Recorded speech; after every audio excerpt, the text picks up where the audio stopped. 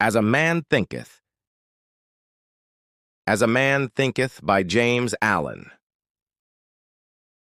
Forward. This little volume, the result of meditation and experience, is not intended as an exhaustive treatise on the much written upon subject of the power of thought. It is suggestive rather than explanatory, its object being to stimulate men and women to the discovery and perception of the truth that they themselves are makers of themselves. By virtue of the thoughts which they choose and encourage, that mind is the master weaver both of the inner garment of character and the outer garment of circumstance, and that as they may have hitherto woven in ignorance and pain, they may now weave in enlightenment and happiness. James Allen, Thought and Character. The aphorism, "As a man thinketh in his heart, so is he," not only embraces the whole of a man's being, but is so comprehensive as to reach out to every condition and circumstance of his life. A man is literally what he thinks, his character being the complete sum of all his thoughts. As the plant springs from, and could not be without, the seed, so every act of a man springs from the hidden seeds of thought, and could not have appeared without them.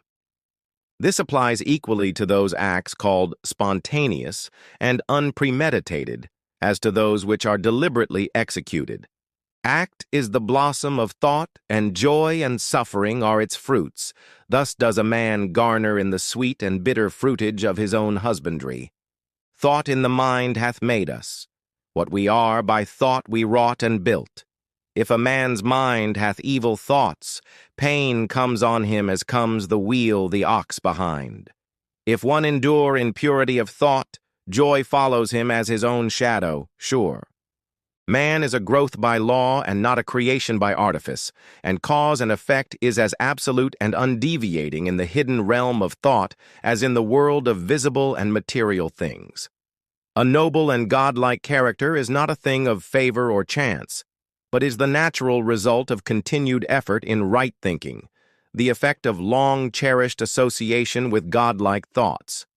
An ignoble and bestial character, by the same process, is the result of the continued harboring of groveling thoughts. Man is made or unmade by himself. In the armory of thought, he forges the weapons by which he destroys himself.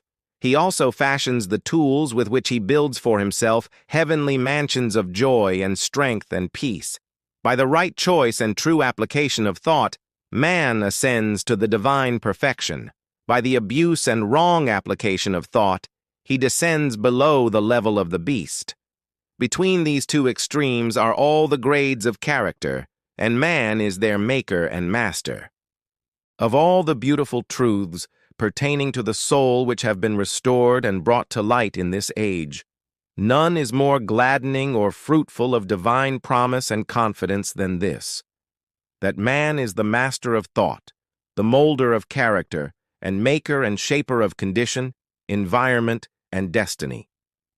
As a being of power, intelligence, and love, and the lord of his own thoughts, man holds the key to every situation, and contains within himself that transforming and regenerative agency by which he may make himself what he wills.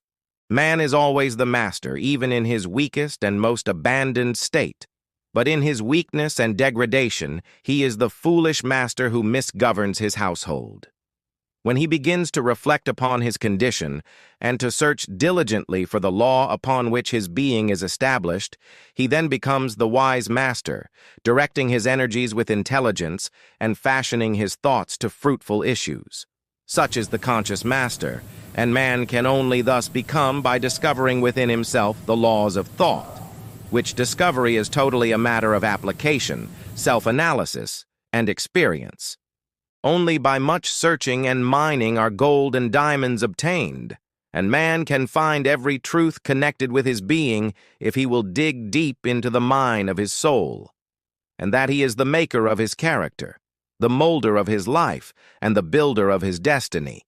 He may unerringly prove if he will watch, control, and alter his thoughts, tracing their effects upon himself, upon others, and upon his life and circumstances, linking cause and effect by patient practice and investigation, and utilizing his every experience, even to the most trivial everyday occurrence, as a means of obtaining that knowledge of himself which is understanding, wisdom, power.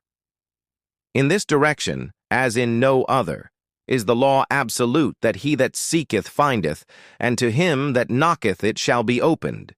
For only by patience, practice, and ceaseless importunity can a man enter the door of the temple of knowledge.